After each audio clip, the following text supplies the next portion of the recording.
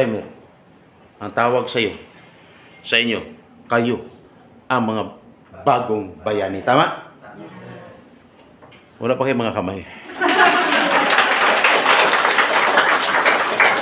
Sa mga ex-abroad, kayo ang dating mga bayani. Dahil kayo ang dating bayani, bida kayo ngayon. Pero papayag ba kayo mga first timer? Nasa sila lang ang bida. Dapat bida ka rin ngayon. Bakit? Bida ka rin ngayon dapat. Malalaman ko ngayon, mamalaman ko mo kayo kung sino ang bida dito. After ko mag-talk. Kasi after ko mag-talk sa pinaka-part ko, magtatanong na ako, tuloy o hindi. Bakit? Mr. Sam, ano ba yung pinaka-part mo? Dito mo malaman ngayon kung ano talaga ang pagkatao mo. Lagi kong sinasabi, pag pinasukan mo ang buhay OFW, alamin mo kung ano ang pinasukan mo. Kasi sa buhay OFW, patibayan ng loob, tapang, at dapat ikaw ay palaban. Malinaw? Okay, ngayon, magtatanong lang. Kamusta ang excitement? Kanina is 100%. Sigurado ba kaya? After ko, manatili na sa 100% ang excitement mo. Sabi ng iba dyan, pakialam ko sa'yo. Gano'n kayo gamitan? May inantok, wala? Wala. Sabi ko, hindi kayo antukin sa akin eh. Okay. Giniginaw. Gusto mo magpainit? Marami dyan. Okay. Ngayon magtatanong ako. Batas ang pag-usapan natin, isang batas lang. After nito, magbigay ka ng mga tips. After ng pagbigay ng tips, uwi na. Ayos? Yes, sir. Ano na? Ang oras sa buong kapuluan. Alas 2 ng hapon. Okay. Magtatanong lang ako. Sino ang nakapagsayin ng kontrata sa mga kamay? 3 ang nakapagsayin ng kontrata. 4. Sino ang hindi pa nakapagsayin ng kontrata? Taas yung mga kamay. 5. Ano ang mas marami? 4 or 5? Sabi ng iba, parang hindi naman ito nagbibilang tong speaker na to.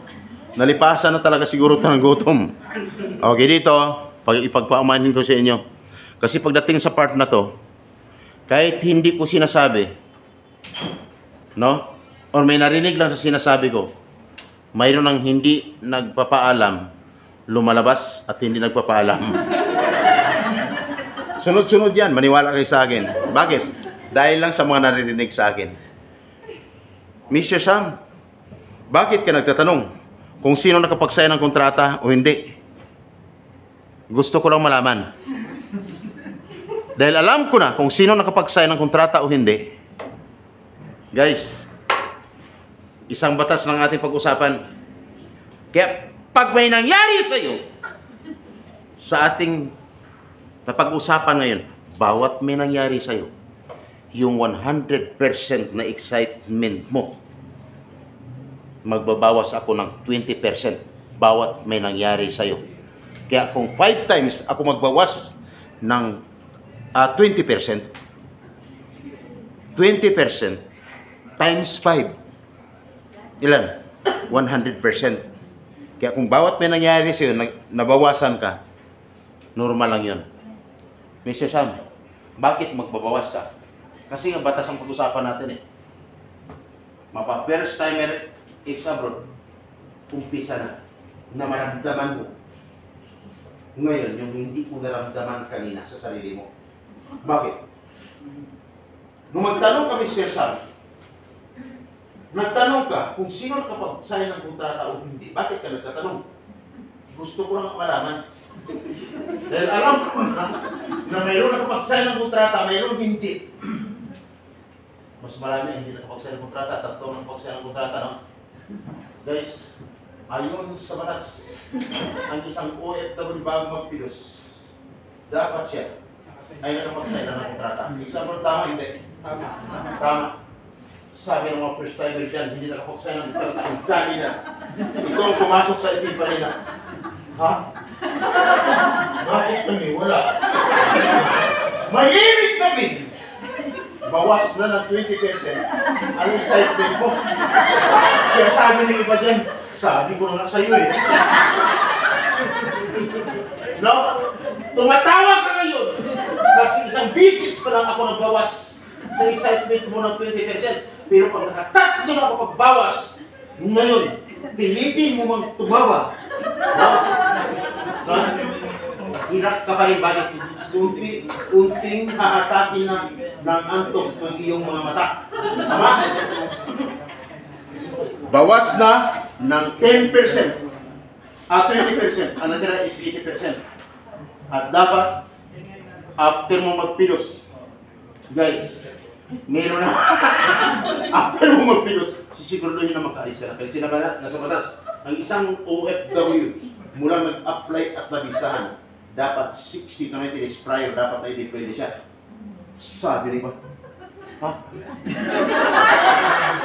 60 to 90 days prior? Ibig sabihin 2 hanggang 3 buwan? Bakit kami 10 months na nandito?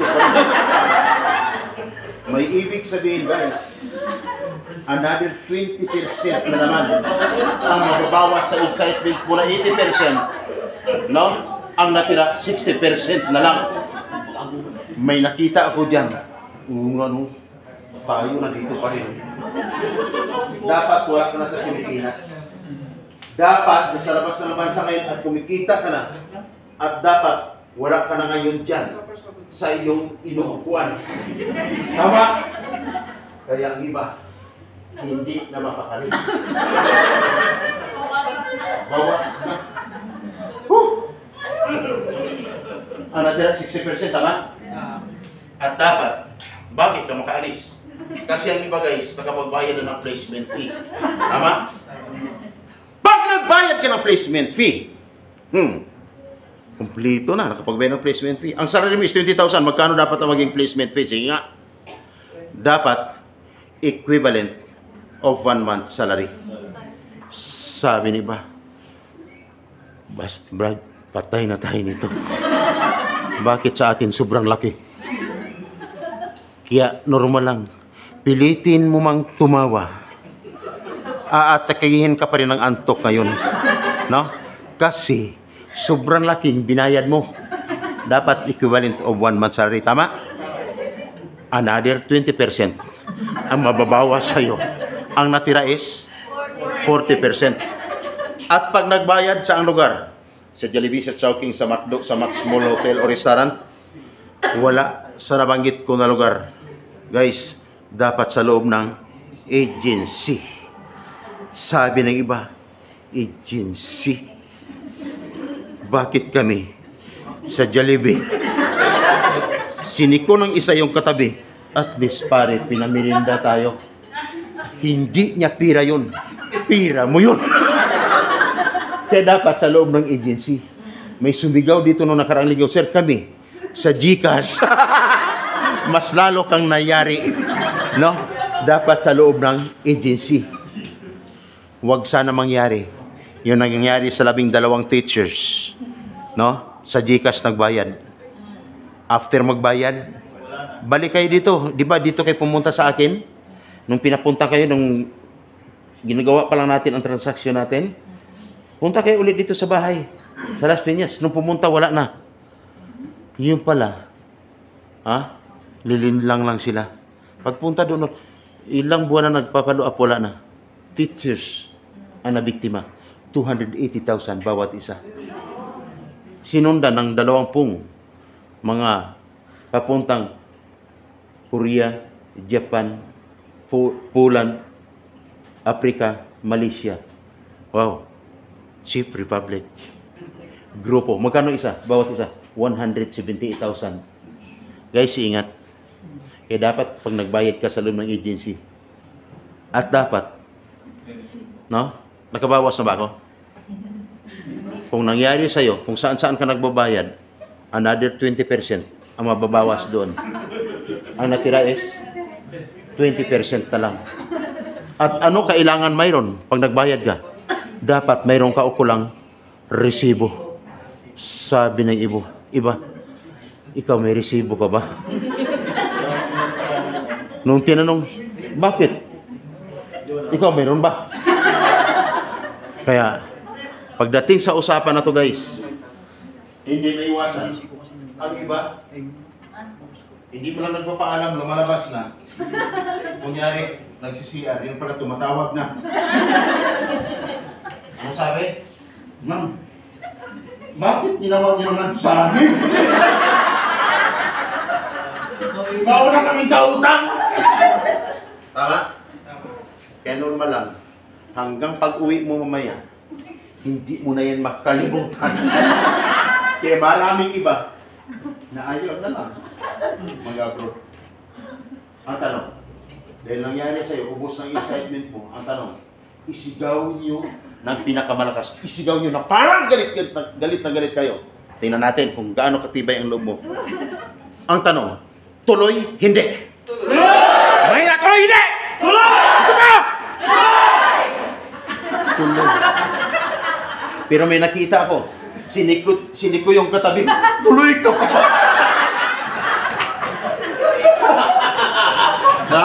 Grabe na. Ang kwento ko parang biro. Parang biro lamang. No? Pero ay totoo. Bakit? Naayon sa batas. Kung nangyari sa'yo, meaning to say, you are a victim of illegal recruitment. That is a violation of Republic Act 8042 of Anti-Illegal Recruitment or 10022 as amended of Anti-Human Trafficking Violation. Guys, hindi madali na kaso yan. Pag nahuli ang suspect, lifetime imprisonment without warrant of arrest. No? Subukan mo. Kaya kung bakit ka nagtataka, habang ako'y nakatayo dito, nagsasalita, umiikot ang cellphone ko. At kanina pa ako nagsasalita dito, bawat isa tinitingnan ko. Bakit? At number one, pag natutukan ka ng kamera ko at biglang nag-blink, meaning to say, ikaw ang hinahanap ko. Yung hindi ko nahuli sa labas, nandito lang pala sa loob ng pidos. Mr. Sam, bakit alam mo? Yan ang trabaho ko mula noon hanggang ngayon. Wala pang pidos, mga pidos na to. Trabaho ko na yan sa loob ng 2 dekada na mahigit. Kaya dapat ingat kayo.